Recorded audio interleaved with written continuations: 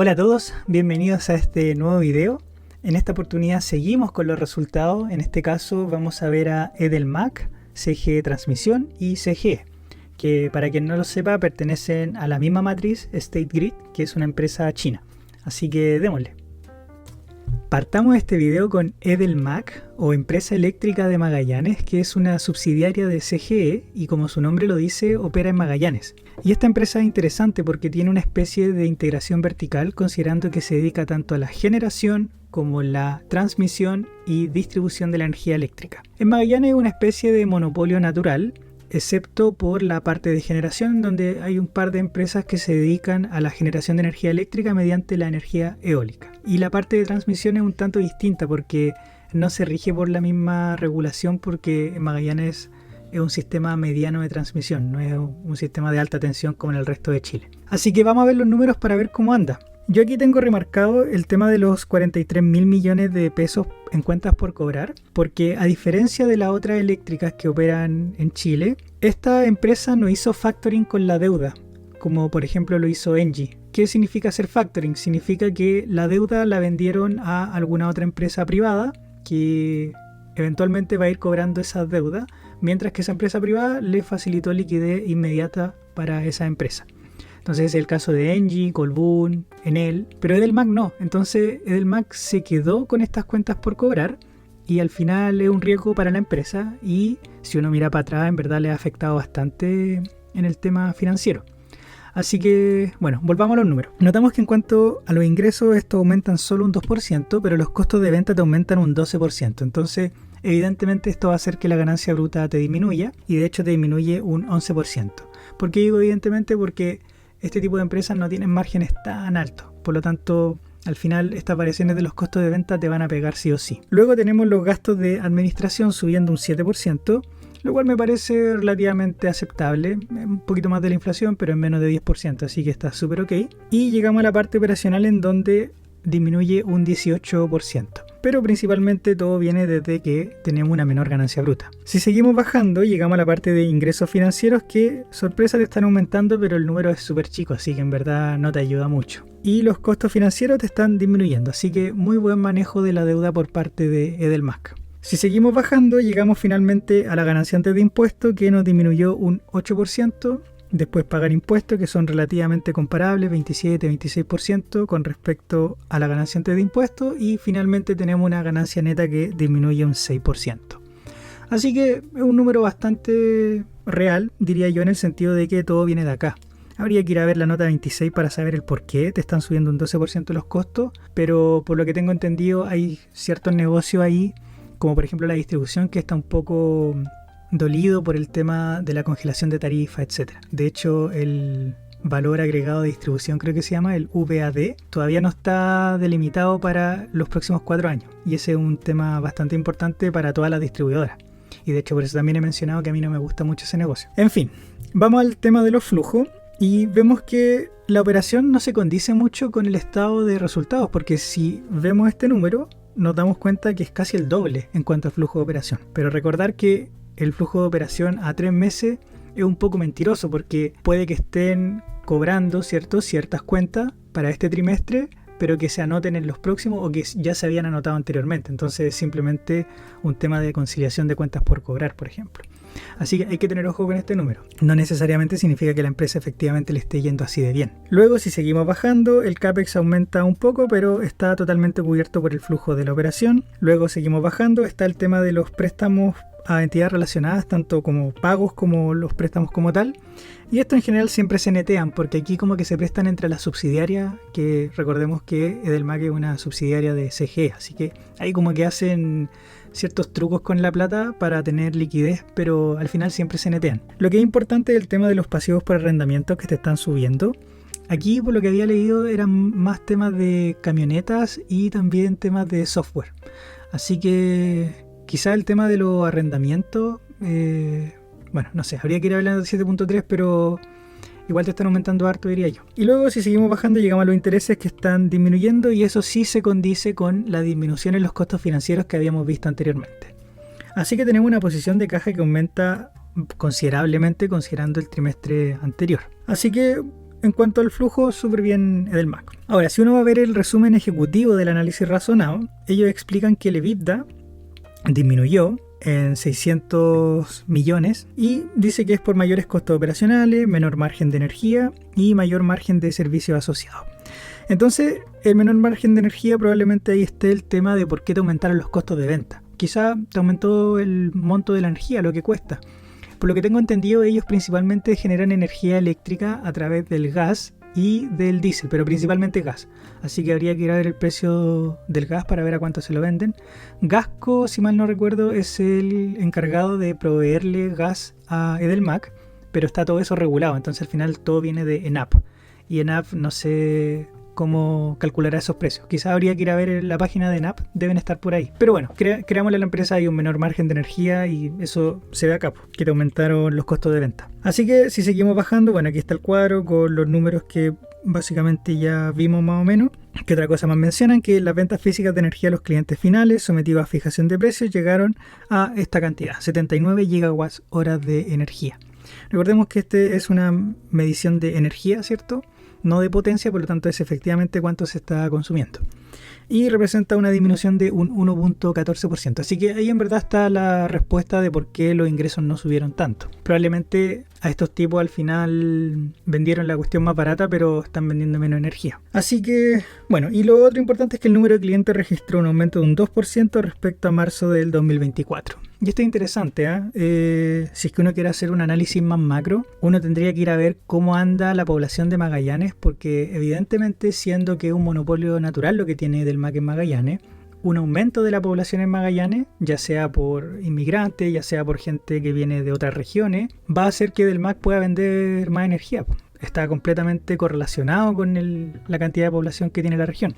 Así que si es que alguien quiere hacer un análisis más macro, este número es súper interesante. Bueno, eso con Edelmac. Ahora, si es que uno va a ver un análisis un poco más en detalle, que yo lo estoy haciendo porque lo tengo ahí como en mira para ver cómo anda Edelmac, vemos que los ingresos, si es que uno los mira trimestre a trimestre, estaban bastante pegados, pero eso es natural con estas empresas que son súper reguladas, tanto en la parte de transmisión como en la parte de distribución, y en la parte de generación en verdad no hay mucho porque las otras generadoras son chicas, son cosas de parque eólico, así que principalmente Edelmac es la principal generadora.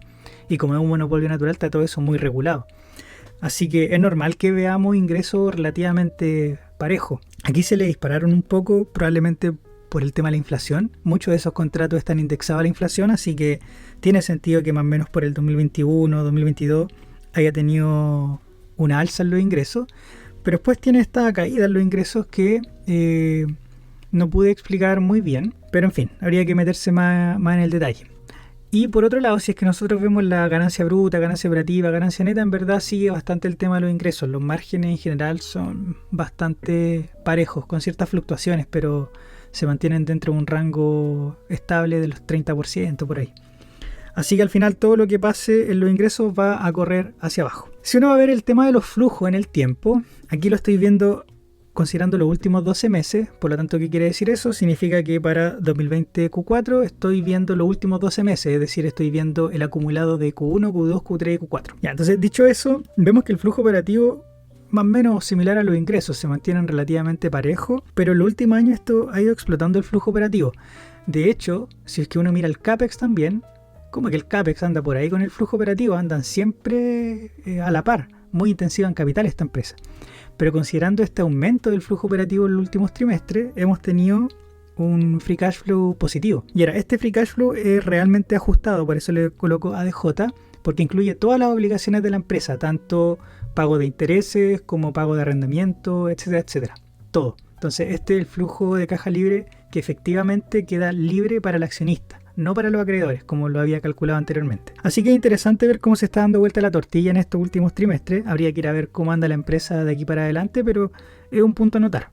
De todas maneras, la empresa nunca había producido flujo de caja libre positivo anteriormente, entonces tampoco digo que sea una empresa maravillosa solo porque está dando vuelta la tortilla acá. Evidentemente es algo que hay que ir monitoreando en el tiempo y todo va a depender del final cómo resulte la regulación. Por otro lado, si es que uno ve el flujo de caja libre por acción ajustado, como lo vemos arriba, y vemos también la ganancia por acción, estos como que no conversan mucho. Fíjense, la utilidad por acción siempre ha estado bien arriba, en comparación con el flujo de caja libre que estuvo casi siempre en negativo desde el 2021 Q3 en adelante. ¿Y por qué pasa esto? Bueno, simplemente porque el CAPEX no se ve en el estado de resultados. Uno lo puede ver mediante la depreciación y la amortización, pero no se ve directamente. Eso es un flujo, entonces por eso hay que ir a ver el flujo, y si es que no conversan, es simplemente un tema de CAPEX. A menos que hagan cosas contables, pero en estas empresas de energía no es tan así, la verdad. Así que nada, pues no conversan mucho el flujo de caja libre con la ganancia por acción, y eso es triste porque al final a lo que a uno le interesa es tener flujo, no ganancia, no algo que es como contable de que yo voy a un libro y digo que gané 10. A mí lo que me interesa es cuánto efectivamente me llega como accionista. Ahora, no necesariamente en dividendos, pero como empresa, ¿cierto? Como accionista a mí me corresponde una parte del flujo de caja libre. Bueno, en fin, si seguimos avanzando, ¿cómo entonces, si es que tengo un flujo de caja libre casi negativo y uno va a ver la cantidad de dividendos que ha entregado, cómo ha entregado dividendos? Entonces uno va a ver el patrimonio y fíjense con lo que nos encontramos. Una deuda financiera que va creciendo en el tiempo, y un efectivo y equivalente al efectivo, que en un momento no era tan despreciable, pero fíjense ahora, es completamente despreciable. O sea, la deuda financiera no la pagamos ni por si acaso con el efectivo y equivalente efectivo, y de hecho ni siquiera con el flujo de caja libre. O sea, tendríamos que esperar varios años para poder pagar esta deuda, razón por la cual ellos han ido pateando la deuda, y bueno, ahí cada uno tiene que ver en el estado de resultados cómo anda esto, pero es bastante desolador el tema de la deuda financiera. Y fíjense cuándo empieza, empieza más o menos como el 2022 y la empresa se empieza a endeudar. ¿Por qué ocurre esto? Es simplemente porque el tema de la congelación de las tarifas le afectó demasiado, y ellos, como mencioné anteriormente, no hicieron factoring con esa deuda. Se quedaron con esas cuentas por cobrar y las tienen acá, las tienen anotadas en su contabilidad como activo. Son más o menos 43.000 millones de pesos. De hecho, son más de 3 trimestres de ingresos de estos 43.000 millones de pesos. Más todavía, porque estos ingresos uno tiene que gastar dinero en proveer de servicio a las personas. En cambio, estas cuentas por cobrar es servicio que ya se administró. Entonces, que sea un activo es bastante interesante, diría yo. En fin, eso no quita que operacionalmente la empresa sea ahí nomás. Y por último, si es que vamos a ver el tema de la valorización, el PER en verdad siempre se ha mantenido más o menos en este rango de 10, 12, 8. Entonces más o menos entre 8 y 12. Eso no quiere decir de que el mercado tenga que eventualmente, si es que está cotizando a 8 veces, subirlo a 10 o a 12. Eso nadie lo sabe. Entonces por eso a mí tampoco me gusta mucho mirar el histórico para hacer proyecciones. Simplemente me gusta mirarlo para tener una idea de cuánto el mercado paga, pero no más allá de eso.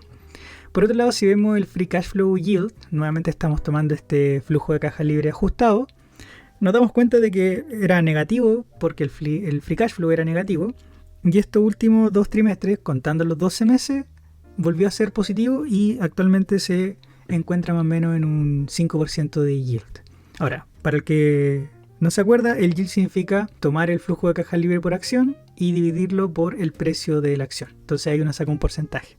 También uno lo puede mirar al otro lado, es decir, uno puede cuánto precio tengo dividido el flujo de caja libre por acción, y tengo un símil con el PER en este caso. Pero a mí me gusta mirarlo más por yield. Si uno lo quiere mirar del otro modo, sería más o menos como un yield de 20 veces más o menos, porque sería 1 partido 5%. Así que eso con Edelmac. Ahora, mi justificación de hacer un análisis más en detalle es por el tema de que una de las pocas eléctricas que se quedó con estas cuentas por cobrar, y puede, nadie tiene la bola de cristal, no sé cómo va a quedar la regulación, puede que le beneficie el tema de las nuevas tarifas, y también desde un punto de vista macro, puede que le beneficie mucho esta crecida del PIB que está teniendo Magallanes con el tema del hidrógeno verde y todas estas inversiones que se están haciendo. Así que, bueno, ahí cada uno tendrá su propio análisis con respecto a esta empresa. Sigamos este video con CGE Transmisión, que es una empresa que se dedica, como su nombre lo dice, a la transmisión de la energía eléctrica, y uno podría pensar que es una subsidiaria de la Compañía General de Electricidad, CGE, pero la verdad es que no. De hecho, son empresas completamente distintas. Lo que sí es verdad es que ambas están al alero de State Grid, que es una empresa china y funciona como una matriz de estas dos empresas. Y solo como dato adicional, Edelmac, ¿dónde se ubica? Se ubica como una filial de la Compañía General de Electricidad. Por lo tanto, esta empresa, la de transmisión, corre por cuenta propia, básicamente. y solo tiene relación con State Grid hacia arriba. Así que vamos a ver los números para ver cómo les fue. Notamos que en cuanto a los ingresos, estos están aumentando un 10%, lo cual es bastante interesante este crecimiento en los ingresos considerando que es una empresa regulada, pero los costos de venta te aumentan un 25%, por lo tanto te mata completamente ese aumento de los ingresos y te deja con una ganancia bruta completamente plana considerando el trimestre comparable. Luego, si seguimos bajando, llegamos a los gastos de administración, que te aumentan un 14%, lo cual nuevamente es bastante. Es mucho más que la inflación, es más o menos 3 veces la inflación. Así que habría que ir a ver la nota 28 para ver el detalle.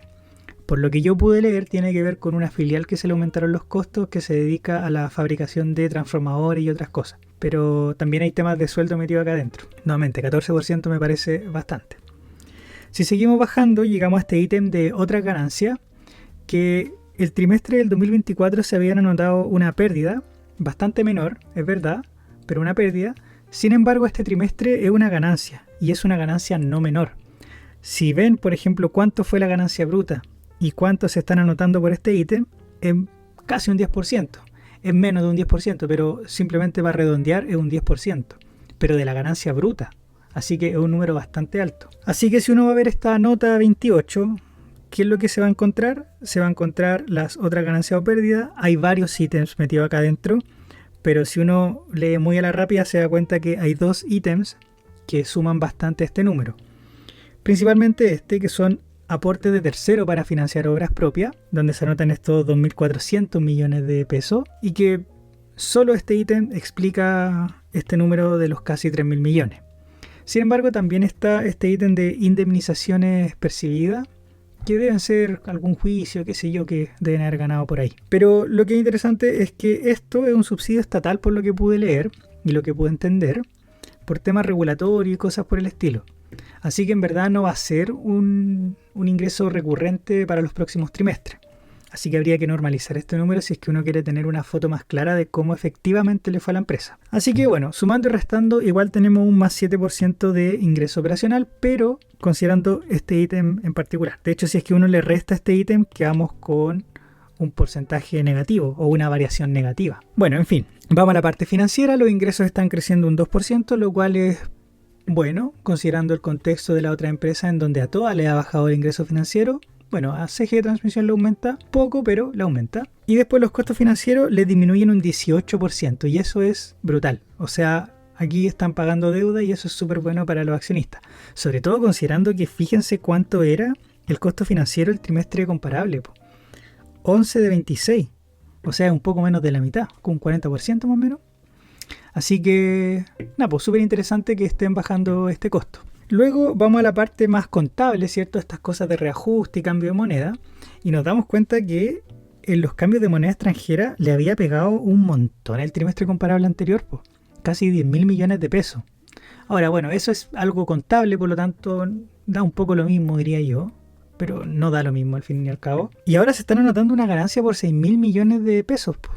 Ahora, ¿por qué ocurre esto? Ocurre porque el peso chileno durante este trimestre que estamos viendo ahora se revalorizó, frente al dólar y también frente al yuan, me parece. Entonces, ellos tienen una deuda tanto en dólares como en yuan, por lo tanto, si el peso chileno se fortalece, es muy bueno para la contabilidad de la empresa porque la contabilidad está en peso chileno. Entonces, cuando ellos tengan que hacer la conversión, el peso chileno se convierte en más dólares o más yuanes para poder pagar esa deuda. Por lo tanto, es algo contable, pero si es que uno ve el detalle, es algo que igual afecta. Después vamos a los resultados por unidades de reajuste y le sigue pegando de manera negativa y de hecho le aumenta bastante este trimestre. ¿Qué hay acá dentro de la unidad de reajuste? Principalmente cosas en UF.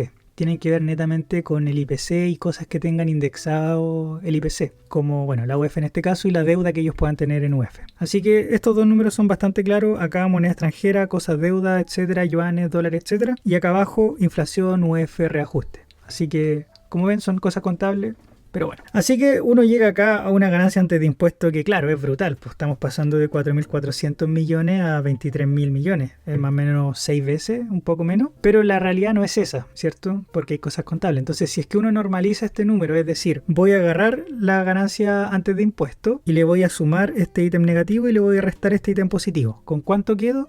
más o menos con unos 20.000 millones de pesos. Si hago lo mismo con el trimestre comparable, agarramos estos 4.000 millones, le sumamos estos 2.000 y le sumamos estos 9.800, quedamos más o menos con 16.000 millones de pesos. Por lo tanto, la ganancia que tendríamos o la variación positiva que tendríamos para este trimestre sería de un más 24%, lo cual sigue siendo súper bueno, y esto se explica principalmente por el buen manejo financiero que tuvo la empresa. Ahora, otra cosa que podríamos hacer es quitarle estos 3.000 millones, casi 3.000 millones, por estos ingresos no recurrentes, y acá nos quedaríamos más o menos con unos 17.000. Así que igual sería un aumento y una variación positiva con respecto al trimestre comparable. Así que nada, aquí hay un manejo operativo de la empresa, diría yo, y más que operativo, financiero, ¿eh? Más ingresos financieros, o sea, buen uso de la caja y menos costos financieros, por lo tanto están pagando deuda con lo que les da la empresa, así que súper bien. Luego pagan impuestos relativamente comparable, diría yo, 24-23%, por lo tanto por 6 casi se traslada completamente a la ganancia después de impuestos, pero insisto, esa no es la foto real de la empresa, ¿ya? Yo me quedaría mucho más con este más 24% y de hecho menos aún, porque normalizaría también por este número. Si es que uno va a ver los flujos, efectivamente eso se ve acá, hay un mucho más flujo que el trimestre comparable, pero como he mencionado en muchas otras oportunidades, hay que ver este flujo a 12 meses porque un solo trimestre no te va a decir cómo anda la empresa. Hay muchos pagos que se pueden estar haciendo ahora, pero que se ingresen después en los resultados, o al revés, ¿cierto? Por lo tanto hay que tener ojo con esto. Si vamos a ver el CAPEX, eso sí, nuevamente se mantiene relativamente parejo. Yo diría que el CAPEX es como lo que se podría mantener parejo, porque es algo que tienen que seguir invirtiendo dinero en mantener las líneas de transmisión. De hecho, CGE Transmisiones es una empresa que tiene una de las mayores líneas de transmisión de Chile, si es que no es la mayor. Son como 6.000 kilómetros, parece una cosa así. Y están en todo Chile, básicamente, así que bastante interesante. ¿Qué más? Seguimos, vamos a la parte de financiación y fíjense, pues aquí está el pago de préstamos. Por eso se le están disminuyendo los costos financieros. Pagaron harto préstamo, de hecho son 52.000 millones de pesos. De hecho, si se fijan, más o menos lo que gana como ingreso, de hecho, en el trimestre. Así que súper bien CGE Transmisión con cómo se están moviendo financieramente. Y de hecho los intereses pagados también están disminuyendo, porque bueno, si está disminuyendo la deuda, disminuyen también los intereses de la deuda. Ahora, eso evidentemente se va a ver reflejado en la cantidad de plata que te queda al final del periodo. Fíjense que el trimestre comparable habían 32.000 millones de pesos, ahora te quedan solo 4.000 millones de pesos. Así que es algo natural, pero mientras siga bajando la deuda yo creo que está bien.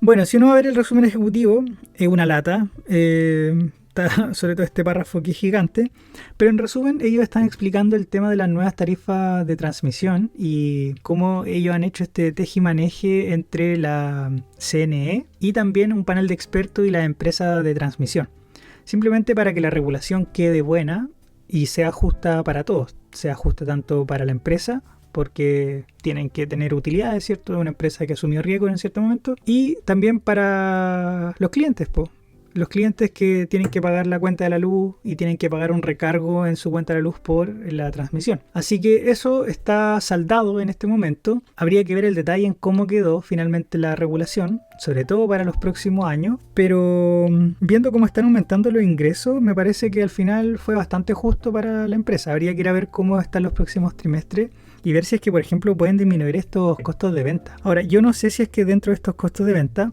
está también la depreciación y amortización, considerando que la depreciación de los activos es súper fuerte dentro de la línea de transmisión, considerando que al final es un activo físico, son fierros que al final se van depreciando en el tiempo. Si es que uno le quita eso, bueno, habría que ir a ver el EBITDA, pero yo en verdad no sigo mucho a esta empresa. En algún momento lo hice y lo quise hacer, pero después me desmotivó el tema de que hubiese tanta regulación incierta cuando la miré, que fue hace como más de un año. Así que eso con el resumen ejecutivo. Si es que alguien tiene tiempo lo podrá leer, pero a estos precios de CGE Transmisión en verdad yo no la miro mucho.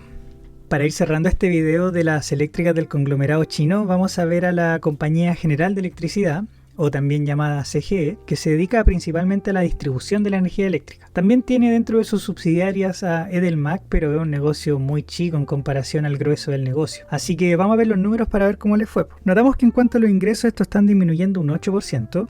los costos de venta se mantienen relativamente parejos, pero fíjense los márgenes, pues son súper acotados. El margen bruto es súper chico, por lo tanto que te disminuya un 8% el ingreso, al final se transforma en un menos 40% de ganancia bruta. Vamos a seguir mirando para abajo y ver si es que no quedan negativos. Entonces después vamos a la parte operativa y nos damos cuenta que los gastos de administración te aumentan un 8%.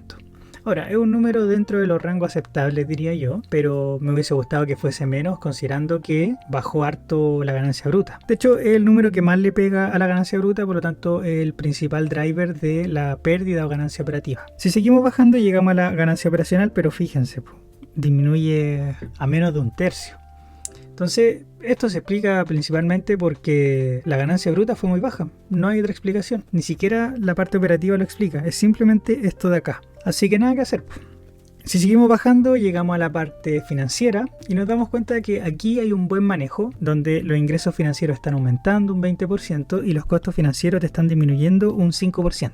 Ahora, fíjense que los ingresos financieros aumentan un 20% y de hecho este número no es despreciable en comparación a la ganancia operacional. Si es que miramos este trimestre, si comparamos con el trimestre anterior, es un número bastante insignificante, pero este trimestre fue súper interesante que subieron un 20%. Te ayuda bastante. Ahora vamos a los costos financieros que lo estáis disminuyendo y de hecho es efectivamente un número bastante alto. Así que enhorabuena que estén disminuyendo este costo financiero y estén ocupando la caja para poder pagar esta deuda. Si seguimos bajando, llegamos a la parte de cambio de moneda extranjera que en este trimestre le pegó de manera positiva, similar a lo que vimos en CGE Transmisión, pero como que no te ayuda tanto, ¿eh? En CGE Transmisión recuerden que te aumentaba muchísimo la ganancia antes de impuestos. No es el caso con CGE. Habría que ir a ver el detalle. Quizá no tienen tanta deuda en yuanes, no tienen tanta deuda en dólares, qué sé yo. Luego, los resultados por reajuste te están pegando bastante. Te crecieron un por 3 más o menos. Y esto es súper malo. Quizá hay muchas cosas indexadas a la UF. De hecho, eso quizá debe ser incluso. Mucha de la deuda está en UF y no en yuanes ni dólares. Por lo tanto, el IPC te pega mucho para el reajuste de la deuda. Así que sumando y restando tenemos una ganancia antes de impuesto que es muy menor al trimestre comparable. Pasamos de 70.000 millones a 2.000 millones. Así que ni siquiera me molesté en calcular el porcentaje. Luego llegamos al impuesto a la ganancia y fíjense, aquí hay una sorpresa porque están ocupando impuestos diferidos. Incluso cuando acá no hay una pérdida, ocuparon este impuesto diferido. Ahora, me parece que este impuesto diferido no es como que ellos puedan ocuparlo a diestra y siniestra, sino que simplemente tienen como plazo y cosas por el estilo. Hay cierta regulación. Yo, como he comentado anteriormente, me pierdo bastante con el tema de los impuestos y de hecho quizá en algún otro trimestre también estén ocupando impuestos diferidos, pero como tienen que pagar impuestos porque ganaron más dinero, al final no se nota. Aquí el impuesto que tienen que haber pagado es muy chico, o sea, el impuesto de 2.000 millones, sacar el 27%, entonces quizá el impuesto diferido era mucho mayor y quedó en positivo. Habría que ir a ver la nota 30 de todas maneras, para el que quiera tener el detalle. Así que llegamos a una ganancia neta que se compara con estos 55.000 millones del trimestre comparable y ahora solo son 4.000 millones. Así que no hay mucho más que decir sobre esta empresa. Todo viene de acá. Habría que ir a ver cómo queda la regulación en los próximos trimestres y si es que le ayuda, ¿cierto? Porque aquí principalmente viene el cobro por el VAD, que es este costo, ¿cierto? Que le asegura cierta ganancia a la empresa porque es un monopolio natural el tema de la distribución. Vamos a echarle una miradita rápida a los flujos y fíjense que por operación está perdiendo plata. Ahora, al igual que no nos alarmamos cuando este número es muy positivo, tampoco me alarmaría cuando este número es negativo. Incluso quizá en los próximos trimestres esto converja algo. No es el caso para este trimestre en particular, lamentablemente. El CAPEX se mantiene relativamente parejo, o sea, baja, ¿cierto? De 51 a 43, pero considerando que tuviste un flujo negativo, que aún así estés invirtiendo en CAPEX. Ahora, debe ser CAPEX de mantención de todas maneras, no creo que sea CAPEX de expansión. Si seguimos bajando, están el importe de préstamo, donde están pidiendo 115.000 y están pagando solo 24.000, así que están pidiendo más deuda. Y habría que ir a ver quizá el perfil de deuda para ver en cuánto están pateando esa deuda, ¿ya? Y de hecho, esa es la razón de por qué quedan con esta posición de caja. No es por el flujo operativo que está haciendo la empresa, sino que es simplemente deuda. Así que eso con CGE. Bueno, y eso ha sido todo por esta oportunidad. Espero les haya gustado. Y recuerden estar atentos para los próximos videos porque voy a seguir subiendo de las empresas que faltan, como por ejemplo Nipsa, Forus, etc. De todas maneras me parece que el grueso del contenido ya está hecho y espero seguir en los próximos trimestres con el mismo volumen de empresa, aunque a veces resulta un tanto cansador considerando que yo no me dedico 100% a esto y leer los estados financieros, leer el análisis razonado toma bastante tiempo. Pero de todas maneras vamos a intentarlo, así que eso, se me cuidan y que estén muy bien.